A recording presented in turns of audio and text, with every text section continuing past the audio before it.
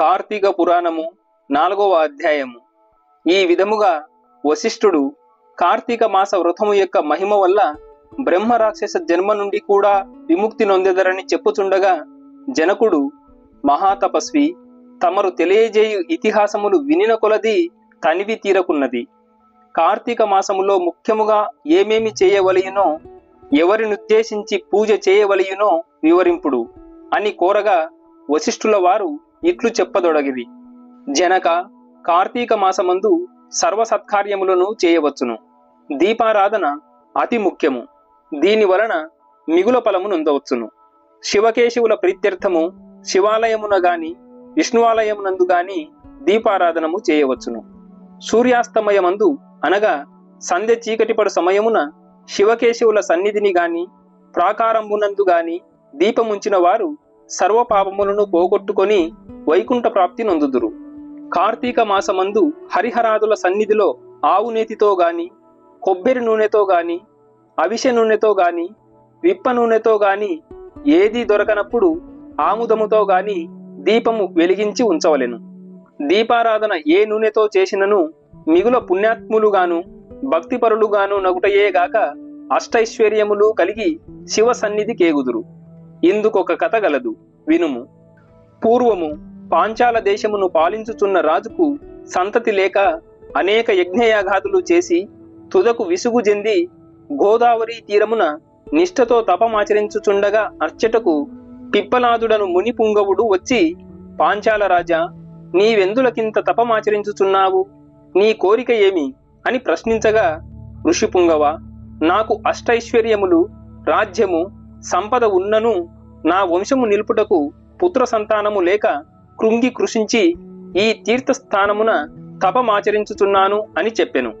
ముని పుంగవుడు, ఓయి, కార్తీక మాసమున శివ సన్నిధిని శివదేవుని ప్రీతి కొరకు దీపారాధనము చేసిన ఎడల నీ కోరిక నెరవేరగలదు అని చెప్పి వెడలిపోయెను. వెంటనే పాంచాల రాజు తన దేశమునకు వెడలి పుత్రప్రాప్తికై అతి భక్తితో శివాలయమున కార్తీక మాసము 1 రోజులు దీపారాధన చేయించి దాన ధర్మాలతో నియమానుసారముగా వ్రతము చేసి ప్రసాదములను ప్రజలకు పంచిపెట్టుచు విడువకుండా నెలదినములు అటుల చేసెను. తత్పుణ్య కార్యము వలన ఆ రాజు భార్య గర్భవతి అయి క్రమముగా 9 మాసములు నిండిన తరువాత ఒక శుభముహూర్తమున ఒక కుమారుని గనెను.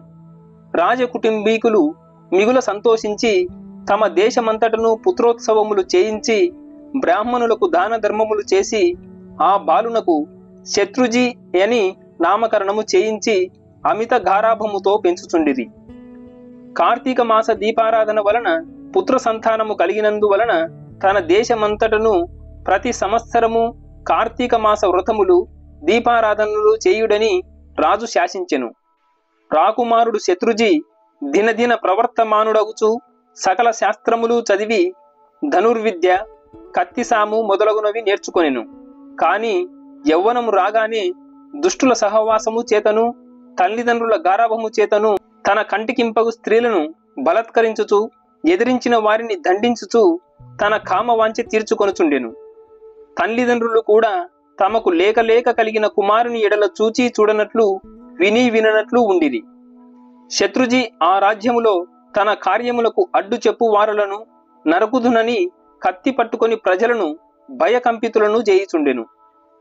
అటుల తిరుగుచుండగా ఒక దినమునొక బ్రాహ్మణ పడుచును చూచుట తటస్థించెను. ఆమె ఒక ఉత్తమ బ్రాహ్మణుని భార్య, మిగుల రూపవతి. ఆమె అందచందములను వర్ణించుట మన్మధునకైనను శక్యము కాదు. అట్టి స్త్రీ కంటపడగానే రాజకుమారుని మతి మందగించి కొయ్య బొమ్మ వలె నిశ్చేష్టుడై కామ వికారములో ఆమెను సమీపించి తన కామవాంఛ తెలియచేసెను. ఆమె కూడా అతని సౌందర్యానికి ముగ్ధురాలై కులము, శీలము, సిగ్గు విడిచి అతని చెయ్యి పట్టుకొని తన శయన మందిరానికి తీసుకొని పోయి భోగములను అనుభవించెను. ఇట్లొకరికొకరు ప్రేమలో పరవశములగుట చేత వారు ప్రతిదినము నర్ధరాత్రి వేళ ఒక అజ్ఞాత స్థలములో కలుసుకొనుచు తమ కామవాంఛ తీర్చుకొనుచుండిరి. ఇటుల కొంతకాలము జరిగెను. ఎటులనో ఈ సంగతి ఆమె మగనికి తెలిసి పసిగట్టి భార్యను రాజకుమారుని ఒకేసారిగా చంపవలయునని నిశ్చయించి ఒక ఖడ్గమును సంపాదించి సమయము కొరకు నిరీక్షించుచుండెను. ఇట్లుండగా కార్తీక శుద్ధ పౌర్ణమి రోజున ఆ ప్రేమికులు ఇరువురును శివాలయమున కలుసుకొనవలనని నిర్ణయించుకొని ఎవరికి వారు రహస్య మార్గమున బయలుదేరిరి. ఈ సంగతి ఎటులో పసిగట్టిన బ్రాహ్మణుడు అంతకు ముందే కత్తితో సహా బయలుదేరి గర్భగుడిలో దాగియుండెను. ఆ కాముకులిద్దరును గుడిలో కలుసుకొని గాఢాలింగాన మునర్చుకొను సమయమున చీకటిగా ఉన్నది. దీపముండినా బాగుండును గదా అని రాకుమారుడనగా ఆమె తన పైట చెంగును చించి అక్కడనున్న ఆముద పుప్రమిదలో ముంచి దీపము వెలిగించెను. తరువాత వారిద్దరును మహానందముతో రతిక్రీడలు సలుపుటకు ఉద్యుక్తులవుచుండగా అదే ఎదునుగా ఆమె భర్త తన మొలనున్న కత్తి తీసి ఒక్క వ్రేటుతో తన భార్యను ఆ రాజకుమారుని ఖండించి తాను కూడా పొడుచుకొని మరణించెను. వారి పుణ్యం కొలది ఆ రోజు కార్తీక శుద్ధ పౌర్ణమి సోమవారం అవుట వలనను ఆ రోజు ముగ్గురును చనిపోవుట వలనను శివదూతలు ప్రేమికులిద్దరినీ తీసుకొని పోవుటకును యమదూతలు బ్రాహ్మణుని తీసుకొని పోవుటకును అక్కడికి వచ్చిరి. అంతయా దూతలను చూచి బ్రాహ్మణుడు, ఓ దూతలారా, నన్ను తీసుకొని వెళ్ళుటకు మీరేల వచ్చినారు? కామాంధకారముతో కన్ను మిన్ను తెలియక పశుప్రాయముగా వ్యవహరించిన ఆ వ్యభిచారుల కొరకు శివదూతలు విమానములో వచ్చుటేలా?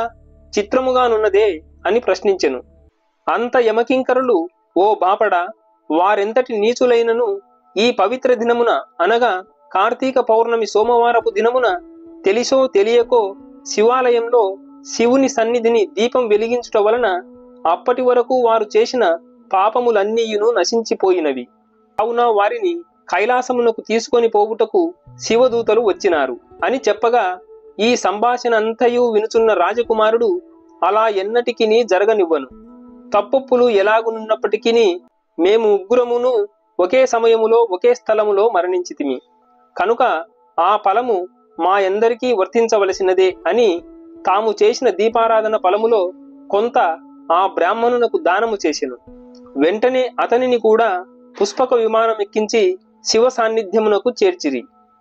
వింటివా రాజా, శివాలయంలో దీపారాధన చేయుట వలన ఆ ప్రేమికులు చేసిన పాపములు పోవుటయేగాక కైలాస ప్రాప్తి కూడా కలిగెను. కాన కార్తీక మాసములో నక్షత్రమాల యందు దీపముంచిన వారు జన్మరాహిత్యమొందుదురు.